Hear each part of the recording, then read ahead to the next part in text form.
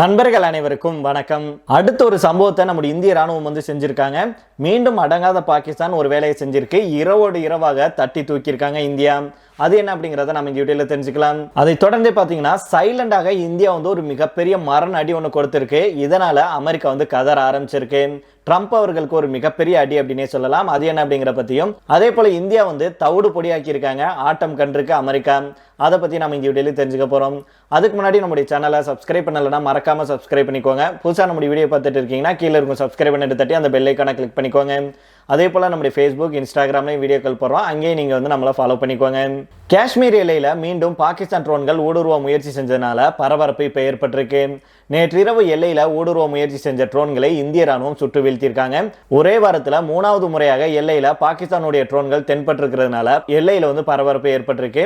இது குறித்து தான் நம்ம தெளிவா தெரிஞ்சுக்க போறோம். காஷ்மீர் பகுதியில் கடந்த ஆண்டு ஏப்ரல் மாதம் பஹல்காம் தாக்குதல் நடந்துச்சு. அதை தொடர்ந்து எல்லையில இந்திய பாகிஸ்தான் இடையே பதற்றம் அதிகரிச்சது. அப்போது சில நாட்கள் தாக்குதலும் கூட தீவிரமாக நடந்துச்சு. பாகிஸ்தான் ராணுவம் கேட்டுக்கொண்டதுனால தான் அந்த தாக்குதல் முடிவுக்கு வந்துச்சு. அதே நேரம் இன்னுமே எல்லையில முழுமையான அமைதி திரும்பல. எல்லையில பாகிஸ்தான் சில சர்ச்சை செயல்களை செய்யறதும் இந்தியா அதுக்கு தக்க பதிலடி கொடுக்கறதும் தொடர்ந்து கொண்டுதான் இருக்கு. இப்பேற்பட்ட சூழல்ல தான் அப்படி ஒரு ஷாக்கான சம்பவம் மீண்டும் நடந்திருக்கு. ஜம்மு காஷ்மீருடைய சம்பா மாவட்டத்தின் ராம்நகர் செக்டார்ல சர்வதேச எல்லைக்கு அருகே கேஷோ மஹன்சன் கிராமத்துக்குள்ள நுழைய பாகிஸ்தானுடைய ட்ரோன்கள் முயற்சி செஞ்சிருக்கு. பாகிஸ்தான் பகுதியிலிருந்து ட்ரோன்கள் வருவது கண்டறியப்பட்டதுனால அந்த பகுதி ஹை அலர்ட் நிலைக்கு வந்துருச்சு. அதே போல பூஞ்ச் மாவட்ட டெக்வார் கிராமத்துல இரவு 7:30 மணி அளவுல 10 நிமிடங்கள் ஒரு ட்ரோன் போன்ற பொருள் ஒன்று பறந்திருக்கு. அதையும் இந்திய ராணுவம் சுட்டு வீழ்த்தியிருக்காங்க.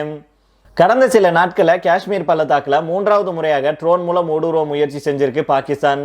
இது தொடர்பாக கடந்த செவ்வாய்க்கிழமை நம்முடைய ராணுவ தளபதி ஜெனரல் உபேந்திர திவேதி அவர்கள் என்ன சொன்னார்னா, கட்டுப்பாட்டு கோட்டு வழியாக பாகிஸ்தானுடைய சமீபத்திய ட்ரோன் நடமாட்டங்களை நாங்கள் கண்காணிச்சுட்டு வரோம். இது தொடர்பாக பாகிஸ்தானுக்கு இந்தியா எச்சரிக்கை விடுத்திருக்கு. இந்த மாதிரியான நடவடிக்கைகள் நிச்சயம் ஏற்றுக்கொள்ள முடியாதவை அப்படின்னு சொல்லியிருந்தாரு.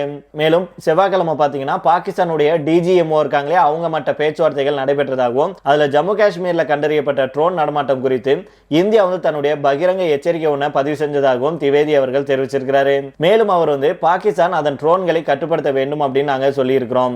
மேற்கு எல்லையுடைய பாதுகாப்பு சவால்களை எதிர்கொள்ள ஆபரேஷன் சிந்தூர் இன்னும் தொடரவே செய்யுது. தாக்குதலை நாங்கள் நிறுத்தியிருந்தாலும் அந்த மிஷன் தொடரதான் செய்யுது அப்படின்னு அவர் சொல்லி இருக்கிறாரு. இப்போது ஜம்மு காஷ்மீர்ல காணப்படும் ட்ரோன்கள் சிறியவை. அதுல வெடிப்பொருட்கள் உட்பட தாக்கும் திறன் எதுவும் இல்லையாம். எல்லையில இந்தியா என்ன மாதிரியான நடவடிக்கை எடுக்குது அப்படிங்கிறத கண்காணிக்க பாகிஸ்தான் இது போல ட்ரோன்களை அனுப்பியிருக்கலாம் அப்படின்னு அவர் சொல்லி இருக்கிறாரு. திவேதி அவர்கள் கடந்த செவ்வாய்க்கிழமை இந்த கருத்தை சொன்னாரு. அவர் இது போல பேசிய சில மணி நேரத்திலேயே ரஜௌரி செக்டாருடைய துங்காலா நப்லா பகுதி அருகே பல பாகிஸ்தான் ட்ரோன்கள் கண்டறியப்பட்டுச்சு. இந்த சூழல்ல தான் 3வது முறையாக மீண்டும் அங்கே ட்ரோன்கள் கண்டறியப்பட்டிருக்கு. இந்திய ராணுவமும் அதை சுட்டு வீழ்த்தி அழிச்சிருக்காங்க. இது போன்ற சம்பவங்கள் அங்க அதிகரிச்சுட்டு வர்றதுனால பதற்றம் அதிகரிச்சுட்டே இருக்கு. மேலும் பாகிஸ்தான் பகுதியிலிருந்து வரும் இந்த ட்ரோன்கள்ல பாத்தீங்கன்னா இந்திய எல்லைக்குள்ள தடை செய்யப்பட்ட பொருட்கள், ஆயுதங்கள், வெடிப்பொருட்கள் மற்றும் போதைப் பொருட்களை வீசுவதற்காக அனுப்பப்படுது அப்படிங்கிறதும் உறுதி செய்யப்பட்டிருக்கு. ஜனவரி 26ஆம் தேதி பாத்தீங்கன்னா குடியரசு தினம் அது நெருங்கிட்டு வர்றதுனால பாதுகாப்பு நடவடிக்கைகள் ஏற்கனவே பலப்படுத்தப்பட்ட நிலையில தான் இப்பேற்பட்ட ட்ரோன் ஊடுருவல்கள் பாதுகாப்பு அமைப்புகளுக்கு கூடுதல் சவாலாகவும் அச்சுறுத்தலாகவும் மாறி இருக்கு. இருந்தாலும் வருஷம் ஜனவரி 26 நெருங்குச்சு அப்படின்னாலே பாகிஸ்தான் இது போன்ற செயலில் ஈடுபடுறது வழக்கம்தான். அதை நம்முடைய இந்திய ராணுவம் அடிச்சு காலி பண்றதும் வழக்கம்தான். இந்த முறையும் அதே தான் செஞ்சுட்டு இருக்காங்க. இருந்தாலும் இன்னும் நாம கண்ணும் கருத்துமா இருக்கணும். ட்ரோன் தானே, இவ்வளவு தானே அப்படின்னு நம்ம அசால்ட்டா இருக்கக்கூடாது. நாம சொல்லி நம்முடைய ராணுவத்துக்கோ நம்முடைய மத்திய அரசுக்கோ தெரியணும் அப்படிங்கிறது இல்ல. கண்டிப்பா நம்ம இன்னும் அலர்ட்ல இருந்து பாகிஸ்தானுக்கு சரியான நேரத்துல இப்ப நம்ம கொடுக்கிற மாதிரி இதை விட பலமா கொடுக்க வேண்டும் அப்படிங்கறதா நம்முடைய கருத்தாக இருக்கு.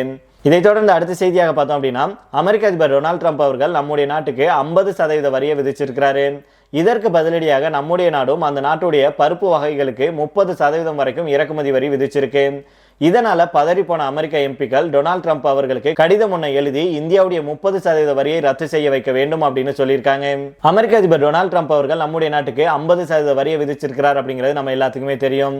இந்த வரி விதிப்பால நம் நாட்டிலிருந்து அமெரிக்காவுக்கான ஏற்றுமதி சரிவை சந்திச்சிருக்கு. 2 நாடுகளுடைய பிரதிநிதிகள் வர்த்தக ஒப்பந்தம் தொடர்பாக பேசிட்டு வந்தாங்க. ஆனா அதுல உடன்பாடு ஏற்படல. இதனால நம் நாட்டுடைய ஏற்றுமதியாளர்கள் பாதிக்கப்பட்டிருக்காங்க. இருந்தாலும் அதுக்கு மாற்று வழியை கண்டுபிடிச்சிருக்காங்க. இப்பேற்பட்ட சூழல்ல தான் நம்முடைய நாடு அமெரிக்காவுக்கு சைலண்டாக அடி ஒன்றை கொடுத்திருக்கு. அமெரிக்காவுடைய பருப்பு வகைகளை நம்முடைய நாட்டுக்கு கொண்டு விற்பனை செய்ய 30% வரை இறக்குமதி வரி விதிக்கப்பட்டிருக்கு. ட்ரம்ப் அவர்கள் போட்ட 50% வரிக்கு பதிலடியாக நம்முடைய நாடு இதை செஞ்சிருக்காங்க. இது பற்றிய விவரம் வெளிவராமல் இருந்த நிலையில தான் அது பற்றிய முக்கிய தகவல் ஒன்று கிடைச்சிருக்கு. இது பற்றி பெரிய அளவில் நம் நாட்டின் ஊடகங்கள்ல செய்திகள் வெளியாகல. இந்த நிலையில தான் நம் நாட்டுடைய பதிலடி வரி விதிப்பு பற்றி அறிந்த அமெரிக்காவுடைய எம்பிக்களான வட டகோட்டாவின் கெவின் கிரேமர் மற்றும் மொன்டானாவின் ஸ்டீவ் டெய்ன்ஸ் ஆகியோர் டொனால்ட் ட்ரம்புக்கு கடிதம் ஒன்று எழுதியிருக்காங்க. அதுக்கப்புறம் தான் இந்த விஷயம் வெளி உலகுக்கு தெரிய வந்திருக்கு. அதுல என்ன எழுதியிருக்காங்கன்னா, கடந்த ஆண்டு அக்டோபர் 30 அன்னைக்கு அமெரிக்காவுடைய மஞ்சள் பட்டாணிக்கு இந்தியா 30% சுங்க வரி விதிச்சிச்சு. நவம்பர் 1 முதல் அது அமலுக்கு வந்துச்சு. இந்த புதிய வரி விதிப்பு குறித்து இந்திய அரசு பகிரங்கமாக அறிவிக்கல. அமெரிக்காவுடனான உறவுல ஏற்பட்டிருக்கும் விரிசலுக்கு மத்தியில இந்தியாவுடைய நுட்பமான சமன்பாட்டு அணுகுமுறையை வெளிப்படுத்துவதாக இது இருக்கு அப்படின்னு சொல்லியிருக்காங்க. இது பற்றி பலரும் தற்போது எக்ஸ் வலைதள பக்கத்துல கருத்துக்களை தெரிவிச்சுட்டு வராங்க. இது பற்றி புவிசார் அரசியல் நிபுணர் நவரூப் சிங் அவர்கள் தன்னுடைய எக்ஸ் பக்கத்துல என்ன போட்டிருக்கிறார்னா, அமெரிக்காவுடைய வரிகளுக்கு இந்தியா பதிலடி கொடுத்திருக்கு. அமெரிக்காவிலிருந்து இறக்குமதி செய்யப்படும் பொருட்களுக்கான வரி 30% உயர்த்தப்பட்டிருக்கு. இது 2025 அக்டோபர்ல நடைமுறைக்கு வந்தது அப்படின்னு சொல்லியிருக்கிறாரு. இன்னொருவர் என்ன சொல்லியிருக்கிறார்னா, நாம அமைதியாக நம்ம ட்ரம்ப் அவர்களுக்கும் அமெரிக்காவுக்கும் கடுமையான பதிலடியை கொடுத்திருக்கிறோம் அப்படின்னு சொல்லியிருக்கிறாரு. இந்த நிலையில தான் அந்த கடிதத்துல மேல என்ன சொல்லியிருக்காங்கன்னா, இது நியாயமற்ற முறையில இருக்கு. மேலும் அமெரிக்க பருப்பு பயிர் உற்பத்தியாளர்கள் தங்கள் உயர்தர பொருட்களை இந்தியாவுக்கு போட்டியின்றி அனுப்பி வர்றாங்க. இதனால அமெரிக்க விவசாயிகள் பலனடைஞ்சிட்டு வர்றாங்க. குறிப்பாக வட டகோட்டா மற்றும் மொன்டானா போன்ற விவசாய மாநிலங்களுக்கு இந்த விவகாரம் மிகவும் முக்கியமானது. இதனால இந்தியா இந்த வரியை நீக்குவது பத்தி பேச்சுவார்த்தை கொடுக்க வேண்டும் அப்படின்னு அவர் சொல்லியிருக்கிறாரு. கடிதம் எழுதிய எம்பிக்களுடைய வட டகோட்டா மற்றும் மொன்டானா உள்ளிட்டவை அமெரிக்காவுடைய பட்டாணி மற்றும் பருப்பு வகைகளை உற்பத்தி செய்யும் முன்னணி மாகாணங்கள்ல ஒன்றாக இருக்கு. உலகளாவிய பருப்பு நுகர்வோர்ல சுமார் 27% பங்களிக்குது. குறிப்பாக இந்தியா மிகப்பெரிய சந்தையாக இருக்கு. இப்பேற்பட்ட சூழல்ல தான் நம்முடைய நாடு விதித்த 30% வரி அங்க இருக்கும் விவசாயிகளுக்கு பெரும் பாதிப்பை ஏற்படுத்தி இருக்கு. இதனாலதான் அவர்கள் கடிதம் ஒண்ணு எழுதியிருக்காங்க. இதை தொடர்ந்து இன்னொரு முக்கியமான விஷயம் என்ன அப்படின்னா, அமெரிக்க அதிபர் டொனால்ட் ட்ரம்ப் இந்தியாவிலிருந்து இறக்குமதி செய்யப்படும் பொருட்களுக்கு 50% இறக்குமதி வரியை கடந்த ஆகஸ்ட் மாதம் நடைமுறைக்கு கொண்டு வந்தாரு. இது இந்தியாவை சார்ந்த ஏற்றுமதி துறை சார்ந்த இயக்கக்கூடிய நிறுவனங்களுக்கு பெரிய பாதிப்பை ஏற்படுத்துச்சு. குறிப்பாக இந்தியாவில் அதுவும் தமிழ்நாட்டில் திருப்பூர், கரூர், ஈரோடு உள்ளிட்ட மாவட்டங்களை சேர்ந்த ஜவுளி உற்பத்தியாளர்கள் பெரிய அளவில் அமெரிக்க சந்தையை தான் சார்ந்திருந்தாங்க. ட்ரம்புடைய 50% வரி லட்சக்கணக்கான தொழிலாளர்களுக்கு பாதிப்பை ஏற்பட செஞ்சிச்சு. குறிப்பாக புதிய ஆர்டர்கள் கிடைக்காமலும் ஏற்கனவே வந்த ஆர்டர்களை நஷ்டத்துக்கு ஏற்றுமதி செய்யும் நிலைக்கும் ஜவுளி உற்பத்தியாளர்கள் தள்ளப்பட்டதாகவும் செய்திகள் வந்தது. இந்த நிலையில தான் அமெரிக்க வர்த்தக வாய்ப்பு குறைந்தாலும் சர்வதேச அளவில் கடந்த டிசம்பர் மாதம் இந்தியாவில் ஆயத்த ஆடை ஏற்றுமதி அப்படிங்கிறது அதிகரிச்சிருக்கு.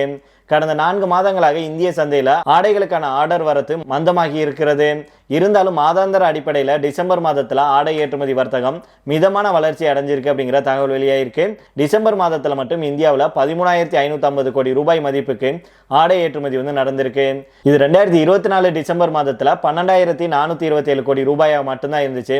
அப்படி பார்க்கும்போது முந்தைய ஆண்டுடன் ஒப்பிடுகையில இந்த டிசம்பர் மாதத்துல 9% ஆடை ஏற்றுமதி நடந்திருக்கு அப்படின்னே சொல்லலாம். அமெரிக்க வர்த்தக ஒப்பந்தம் இன்னும் உறுதியாகாத நிலையில பிரிட்டன் மற்றும் ஐரோப்பிய யூனியன் உடனான தடையற்ற வர்த்தக ஒப்பந்தம் ஆகியவை ஜவுளி ஏற்றுமதி துறைக்கு சாதகமாக அமையும் அப்படின்னும், அமெரிக்க சந்தை கைவிட்டாலும் மற்ற நாடுகளுடைய சந்தை கை கொடுக்கும் அப்படின்னு ஜவுளி ஏற்றுமதியாளர்கள் நம்பிக்கை தெரிவிச்சிருக்காங்க. சரி நண்பர்கள், இதோட நம்ம இந்த வீடியோ முடித்துக் கொள்ளலாம். இதை பற்றி உங்களுடைய கருத்துக்களை கீழே உள்ள கமெண்ட் பாக்ஸ்ல சொல்லுங்க. மீண்டும் நாளை வேறொரு செய்திகளுடன் உங்களை சந்திக்கிறேன். நன்றி, வணக்கம்.